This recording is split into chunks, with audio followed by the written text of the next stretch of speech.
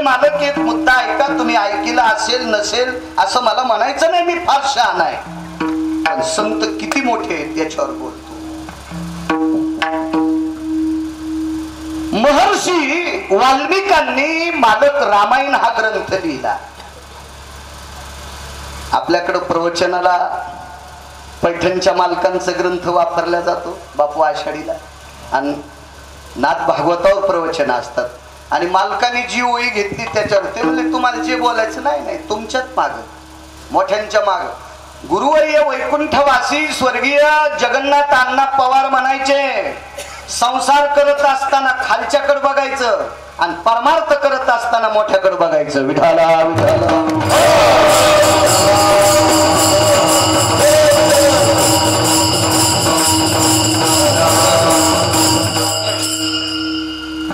रामायण ग्रंथ लिहिला. तो ग्रंथ लिहिल्याच्या नंतर त्याला अभिप्राय कोणाचा तरी लागतो. मालक अभिप्राय. आता मी जर ग्रंथ लिहिला, एखादा छोटस लिखाण केलं, ग्रंथ नाही म्हणता येणार, आम्ही लिहिलेला एक छोटस पुस्तक काढलं, तर त्या पुस्तकाला प्रकाशित करायच्या अगोदर एखाद्या परंपरेतल्या व्यक्तीला दाखवायचं, आणि ते जर म्हणले बरं आहे तर ते त्यांच्या 4-5 ओळीचा अभिप्राय देणार. पण त्या पुस्तकाला, मी लिहिलेल्या पुस्तकाला कोणाचा अभिप्राय चालेल? जे वारकरी येतं, जे ज्ञानोबराय तुकोबरायच्या सोहळ्यात चालते, जे नुसत्यात बनेली लुंग्या घालून स्वयंपाकाच्या टरकात फिरत येत, यायचा कसा? अधिकारी लोकांचा, अशा परंपरेतल्या लोकांचा अभिप्राय लागेल माझ्यासारख्याच्या पुस्तकाला. तर वाल्मिकाच्या ग्रंथाला अभिप्राय मारुतीरायाचा. मालक वाल्मिक हुशार होते, ते कोणी माग कसे लागतील या? अशी कुंटाला पूर्वी दगड उचलल्या विचू निघत होता, आता दगड उचलला की महाराज गोस होतो. त्याला काही लागल का नाही? त्याला काही सत्व तत्व, त्याचा अधिकार, त्याची सेवा, त्याचं वैभव काही लागल का नाही? का कपडे टाकाटक घातले बागळा कुठला, कसं जमल त्याला? काय बी करायला मर्यादा आहेत ना त्याला सुद्धा. त्याला आधी सेवा लागेल तर आपण मानतो आपल्या परंपरेमध्ये.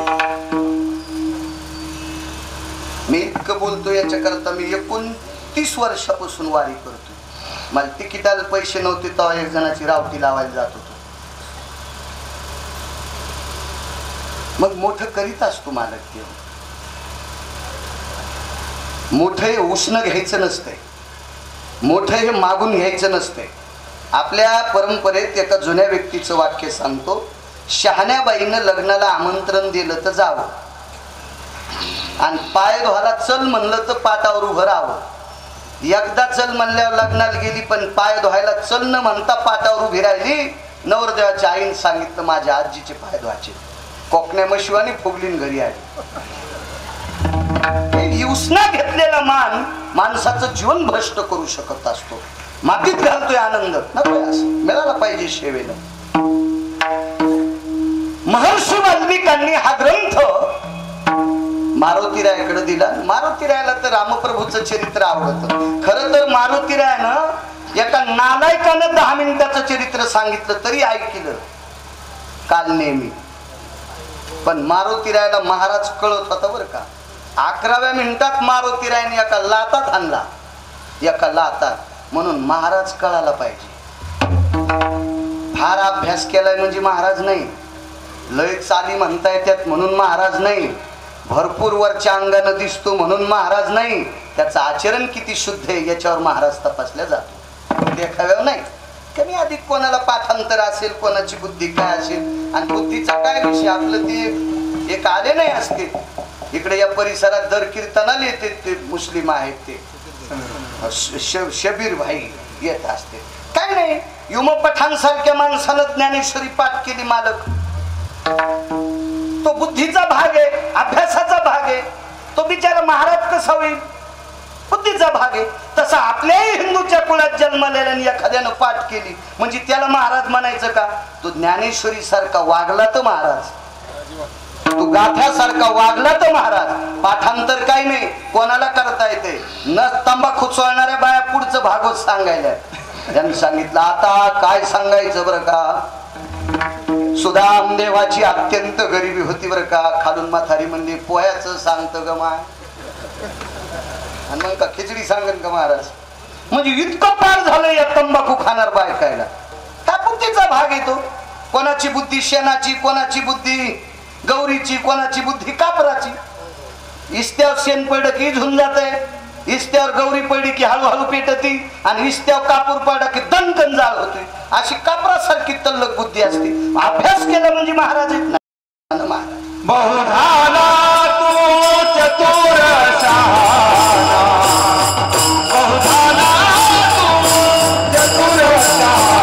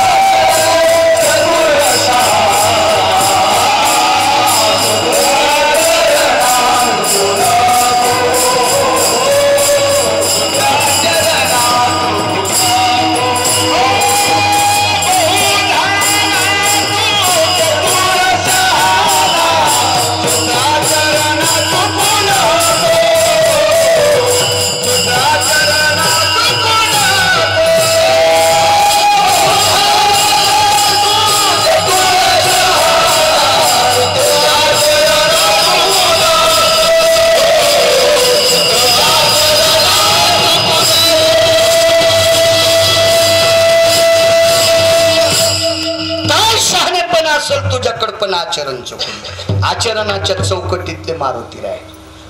आणि मारुतीरायकडे तो ग्रंथ काय वानू आता सांगतोय तो कोबरा काय मग का म्हणतात. मी काय वर्णन करूया संतांचं. मारुतीरायकडे तो ग्रंथ आला. मारुतीरायनं तो ग्रंथ वाचवला. मारुतीरायनं ग्रंथ बांधला, हृदयावर धरला, डोक्यावर घेतला, आणि मारुतीराय नाचू लागले. मालक ग्रंथ घेऊन नाचू लागले. वाढवा थोडासा आवाज वाढवा. नाचू लागले. वाल्मिकांना आनंद वाटला. वा वा, आपल्या ग्रंथाला मारुतीरायाचा आशीर्वाद लाभला. वा ग्रंथ, काय ग्रंथ, काय ग्रंथ. वा. पुढे सांगतो मालक. वाल्मिक ऋषींना वाटे लावत असताना मारुतीरायाने हाताला स्पर्श करून असं बाहेर वाटे लावलं. त्यावेळेला मारुतीराय चलता चलता म्हणले, महर्षी मी सुद्धा रामायण लिहिलंय. मी सुद्धा रामायण लिहिले. मग मात्र मालक वाल्मिक ऋषीला घाम सुटला. घाम. अजून मारुतीरायचं रामायण कोणी वाचिलं नव्हतं आणि कोणाला माहित नव्हतं. ते पहिल्यांदा माहित झालं वाल्मिकांना. आणि वाल्मिकाच्या लक्षात आलं, मारुतीरायचं रामायण जर लोकांनी वाचिलं तर आपलं रामायण लोक मान्य करत नाही. याचा 1000% विश्वास वाल्मिकांच्या लक्षात आला. आणि महर्षी वाल्मिकांनी सांगितलं, मी बघू का तुमचं रामायण. बघू बघू. मारुतीराय म्हणले चला. आता वाल्मिकांना तिथं न्यायचं म्हणजे काय एसटीची वाट पाहिली का, मोटरसायकल का गाडी, काय खांद्यावर घेतलं आणि वाल्मिकांना नेलं. कोण्या समुद्रावर. घृत समुद्र. प्रियव्रत नावाचा राजा पृथ्वीचं भ्रमण करण्याकरता गेला. ज्या ज्या दिशेनं त्याचा रथ गेला त्या त्या दिशेनं सागराची निर्मिती झाली. प्रभास क्षत्र वेगळं, घृत समुद्र वेगळा, उपमन्याकरता केला शिराचा सागर हा वेगळा. असे 7 समुद्र आहेत. त्याच्यापैकी घृत समुद्र. या समुद्राचा उल्लेख महर्षी जाबालीने द्वापार युगामध्ये भगवंतानी रेड्याच्या रूपात वास्तव्य केल्याच्या नंतर चुकून अर्जुनाने गदा मारली आणि एक ठिकाण केदारनाथ आणि एक खाली इकडे झालं. म्हणून त्या पाठीला लोणी लावण्याची पद्धत आजही तिथे गेल्यावर आहे. म्हणून घृत समुद्रातलं पाणी तिथं घालत असतात. त्याला घृत समुद्र म्हणतात. आता आपल्यासाठी घृताचा कसा दिसल, कारण तितके डोळेच आपले पात्रतेचे नाहीत ना, याच्याकरता आपल्याला तो घृताचा कसा दिसल. चला. आणि मग मारुतीरायनं तिथपर्यंत नेलं. 2 प्रकारच्या शिळा होत्या. शालिमार पाषाण होता आणि एक पांढरा पाषाण होता. शालिमार म्हणजे पंढरीतल्या मालकाचं रूप कसं दिसतं असा पाषाण, त्याला शालिमार पाषाण म्हणतात. हो, जे गंडकीमध्ये निघतो तो. आता अयोध्येतल्या मालकाची मूर्ती कशी आहे, पंढरीतल्या मालकासारखं तेच तसा शालिमार पाषाण. अशा शिळेवर रामायण लिहिलं नखानी. आणि पांढऱ्या शिळा होत्या, याच्यावर रामायण लिहिलं नखानी. पण त्याच्यावर वेली, फुलं, झाडाचे फांदे असे पडलेले होते. मारुतीरायन शेपटीला आदेश दिल्याबरोबर मालक ते सगळं साफ झालं. आणि मग वाचायला वाल्मिक तिथं समोर गेले. पण साक्षीला घेतले ब्रह्मदेव. कोणतंही काम करत असताना साक्षीदार पाहिजे. साक्षीदार नसला की माणसं लगेच उरफाटून घेते, लहान बाईला सारखं उरफाटून घेते. म्हणून साक्षीदार ब्रह्मदेव, 8 डोळ्याची व्यक्ती. आणि वाल्मिकांनी ज्या वेळेला मारुतीरायचं रामायण वाचिलं त्यावेळेला एक एक अक्षरासाठी डोळ्यातलं पाणी पडत होतं. काय वानू आता सांगतोय, ताकद काय संतांची, किती मोठी शक्ती आहे संतांची. आणि मग खूप छान आहे मारुतीराय, खूप छान आहे. मारुतीरायनं वाटे लावता लावता विचारलं, महर्षी काय देऊ तुम्हाला? ते संन्यासी ब्रह्मचारी तुमच्या आमच्यासारखा महाराज नव्हता. मारुतीराय आगळे वेगळे होते. मारुतीरायच्या चौकटीत आपण बसत नाही, तर आपण जर बसलो असतो तर देवतले मालक म्हणले असते का काही नाही.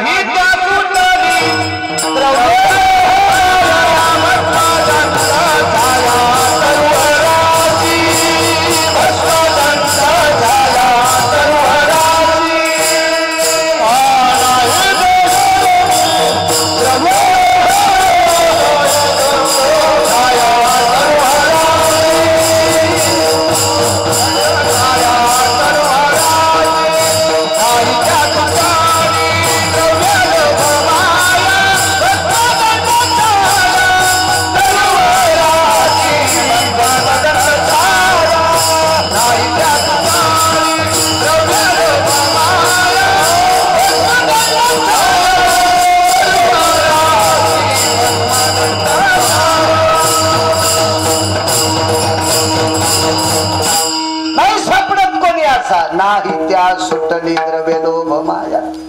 लग्न नाही केलं म्हणजे याच्यातून नाही वाचला.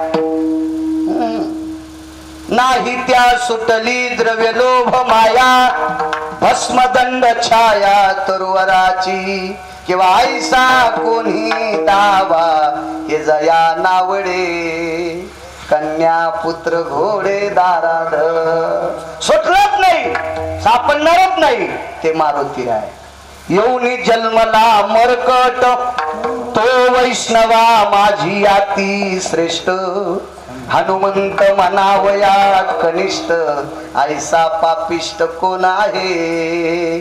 उलट पंढरीतल्या मालकाची पत्नी सापडल्याच्या नंतर आई साहेबाला आणण्यासाठी रस्ता नव्हता, तो रस्ता पाला खाऊन केला.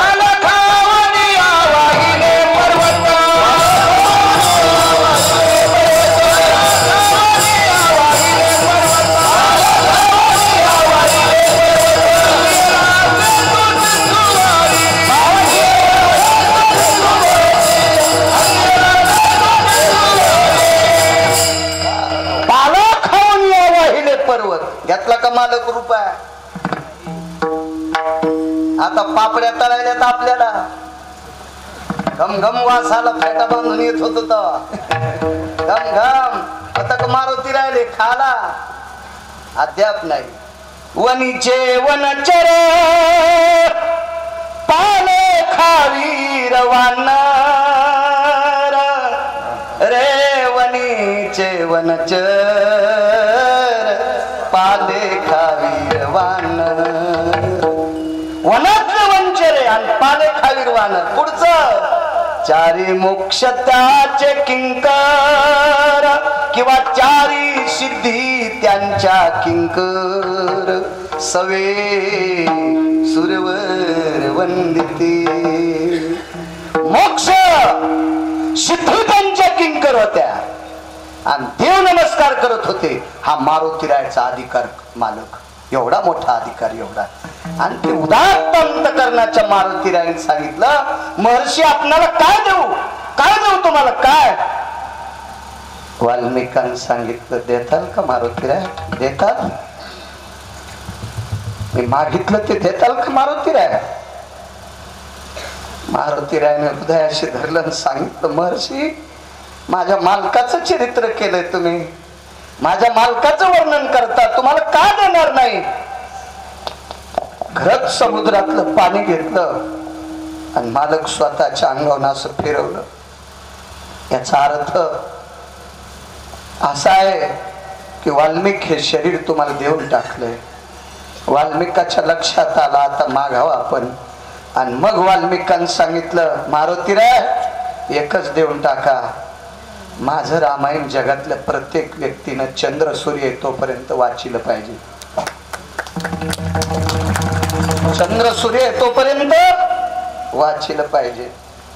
मालक मारुतीरायचं रामायण जर शाश्वत असेल तर वाल्मिकाचं रामायण वाचेल का कोणी?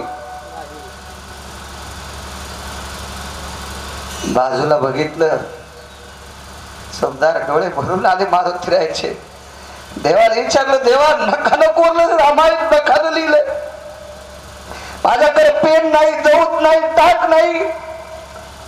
वाल्मिकाने ध्वजपत्रावर लिहिलं रे, मी दगडाव कोरलं रे, दगडाव कोरलं.